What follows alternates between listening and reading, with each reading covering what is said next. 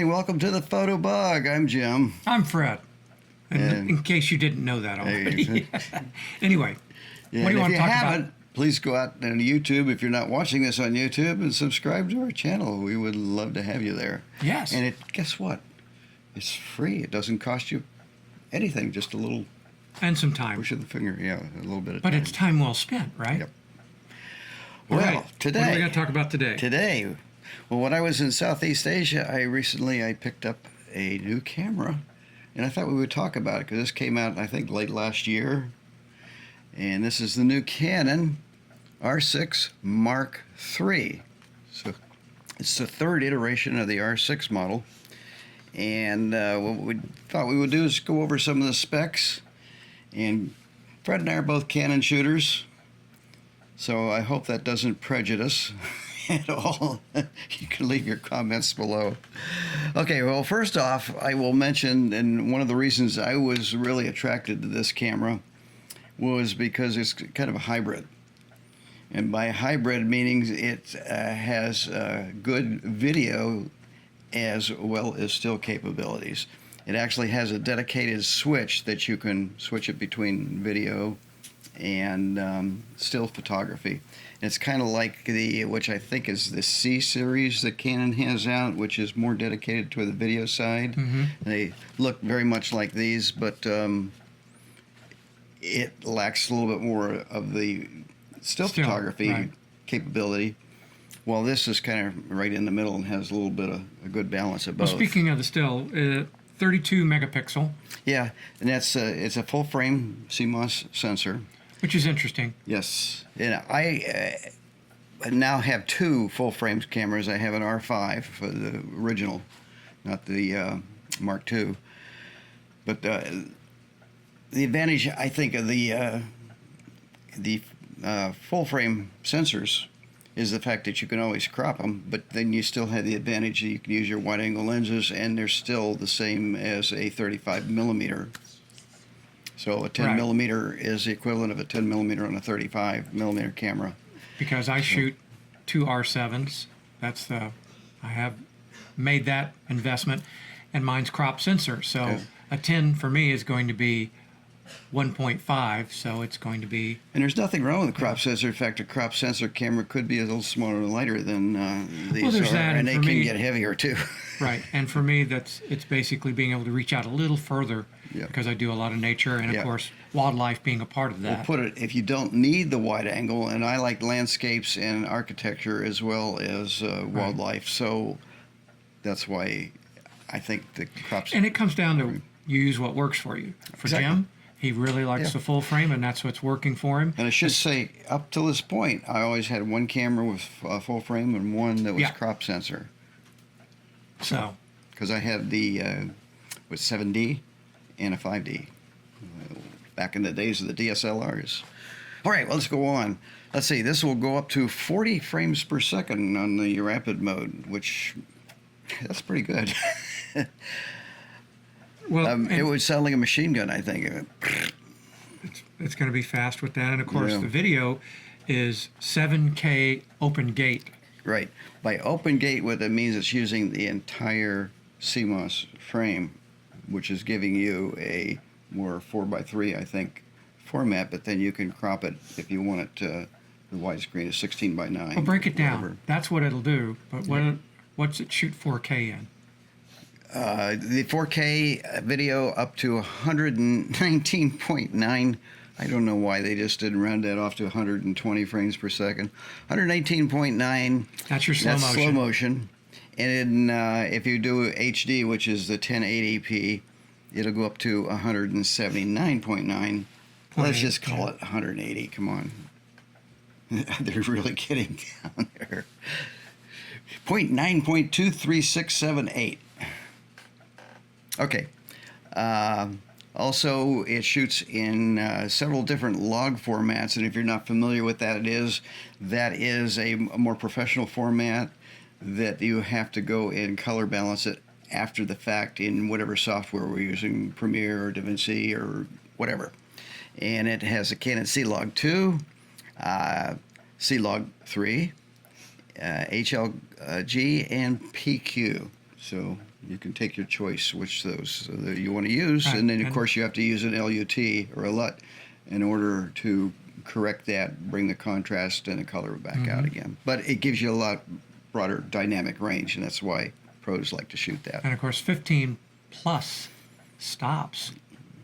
So The dynamic range, and that's for your dynamic that's range. probably in the log modes. I imagine it's probably a little bit less than that in regular. So okay, and it's also powered by the new Digic X processor. which is a dual pixel CMOS, Yeah, we'll do it. the processor. Yeah, well, that's not the processor. It's dual pixel CMOS autofocus. I'm sorry, the autofocus. Yeah, yes. autofocuses. My bad. Yep. Our notes are a little hard to read here. We couldn't get it up. We should. And what's it do with the memory card slots are a big deal with a lot of people. Yes. For instance, mine shoots to secure digital at 2 SD. Yes. What does yours have? Well, this has two. It's got one SD, and it's got the one as a CF Express. Is that Probably if correct? you're going to Yeah. do video, the CF Express would be your. Yes, I should put a little caveat on the CF Express. They're very, very, very fast. They're also very, very expensive. Yes. So, but they do recommend that if you're shooting a C-Log, especially in the 4K, you want to use that CF Express. Another thing with the cameras, and I think this pretty much goes to a lot of the cameras when they're shooting the higher modes. I know my 5D, the R5 can shoot up to 8K, but it can overheat. Now, I have shot this throughout my recent trip, had no problem with overheating, good. but I was shooting 4K, but I wasn't shooting slow motion with it. So that's just something to keep in mind. Let's see, it's got a half-inch OLED viewfinder, 120 frames per second, and boy, it is sharp. I find that these electronic viewfinders, and I was very concerned about that when I first went to mirrorless over the mirrored, but I find that these tend to be brighter and easier to see than, I don't know if you've noticed that, but when I go back to my old 5D and 7D, I notice they look dimmer and just not quite as sharp as these. You can put your comments below what you think is the same, but that's, to me, what I've seen. Let's see. It's got Wi-Fi built into it. Wi-Fi 5. 5, yeah. So Not that's 4. interesting because Not 4.9. You've got Wi-Fi 6 and Wi-Fi 7 are really 6 has been on the scene for a while. So I guess they felt it wasn't that critical. 5 was good enough because their Bluetooth is 5.0. Yeah, it's 5. Which is pretty close, they got the fairly new. More recent Bluetooth, but Yeah. But So- yeah, again, the Wi-Fi is probably not as Critical. critical as the Bluetooth. In it. Also, when you put the newer 6 or 7, especially 7 in there, that ramps up the price. Yep. Because it's newer technology and you're going to pay for it. And a single battery that goes in here, and it's got a higher watt-hour battery that goes up to, they say, 620 shots that you can take with it.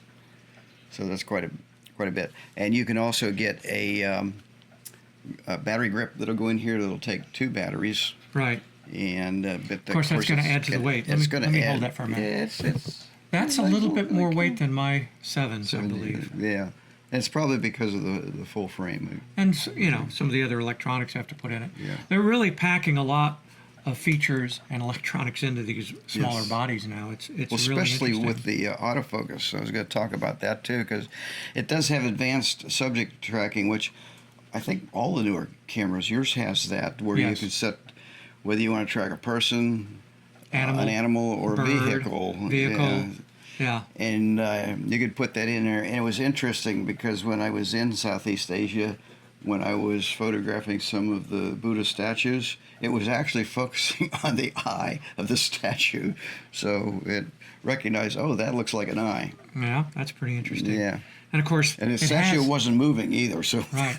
It has image stabilization built into the body, Yes. which is also good. Yeah. Because now, what happens if you put on a lens that has stabilization built in. Will it It- work in concert? Yes, actually, what it does is somehow it's able to detect the stabilization that the lens has, and it will work with the lens somehow. Which is- It's Canon magic of some Yeah. kind. That's So that's also pretty cool. yep.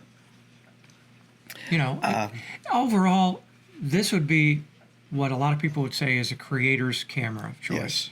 I think with people like Especially someone if like Jim, somebody- I don't consider him a creator because, well, he is and he isn't, because he's an excellent still photographer and he loves that. But there are times he wants that video. He wants to be able to move Well, very quickly. I came By the way, from how a quick film does it- background, a motion Yeah. picture background, so video to me is very important, and I do shoot.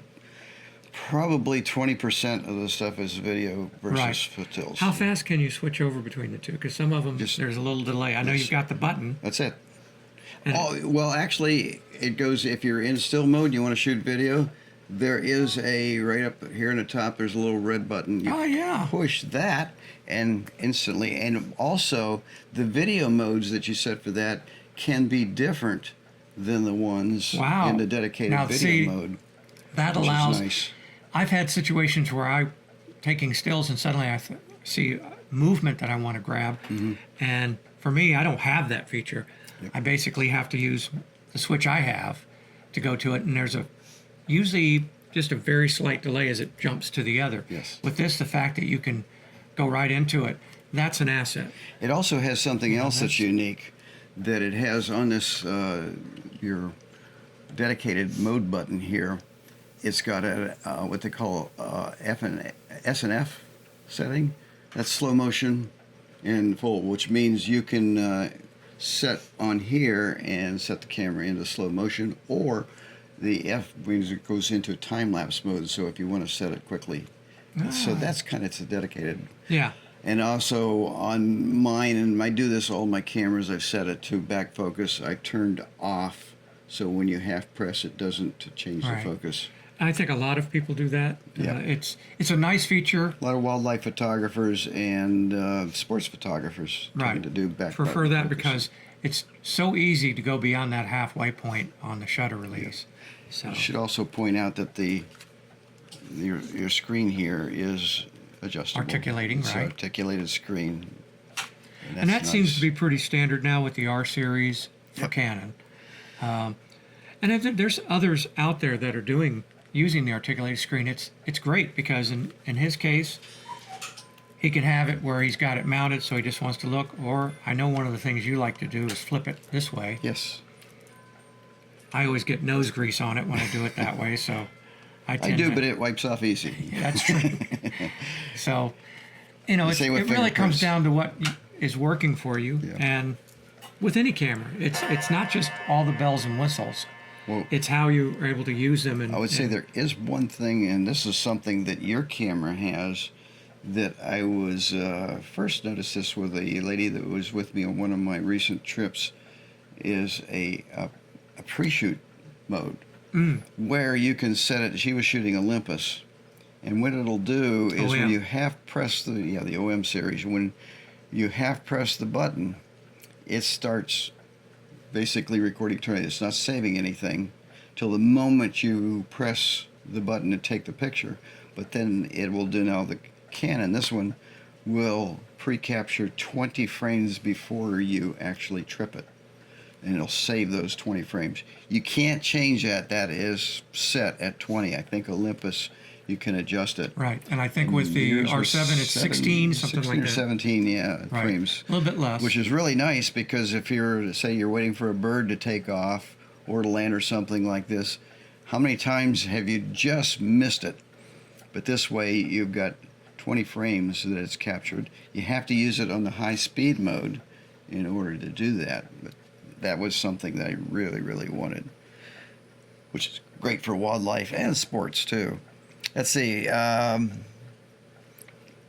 Yeah, it's got regular video tools built into it too, like the C series. It's got waveform monitor, false color, zebra stripes. What the zebra stripes means that anything that's overexposed, it puts these little stripes in there, so you can tell what is being captured properly as far as exposure and what's being overexposed. So, and in the U.S., it's priced around $2,800 plus tax and shipping. But yeah, any other comments that you can make on it, Fred? Because I can't think of anything else. I should also mention, like the other models, it will take the EF lenses. Now, Canon now has dedicated R lenses for the mirrorless, and they're probably going to be phasing out the EOS. But if you have EOS lenses already, you can get an adapter.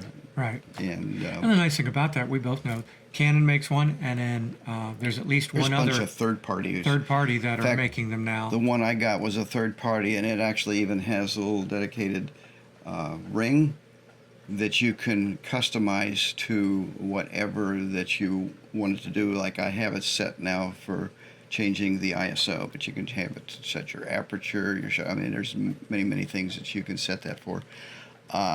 Most of the buttons, and this is, I think, all the Canons now, you can change what they're set up from the factory. You can go in and customize them. That's what I did. The little asterisk button here on the back is my back focus button. So cool. Here it is. That's the new Canon R6 Mark III. And if you have any comments, if you've used a camera, personally, as I said, I took several thousand pictures when I was in Southeast Asia, and I really like the camera. It really worked out well for me. And in fact, I was tending to use it more than my R5. Because the R5 has the battery grip, and it's a lot heavier, especially when you put a 100 to 400 millimeter lens on there. So, yeah, that's it. That's the R3. So, if you have any questions, leave them in the comments. R6? I said R3. R6 Mark III, not the R3 Mark VI. Okay. I think it's time for us to go. I think so. Well, yeah, thanks for tuning in. You know, it's a big world.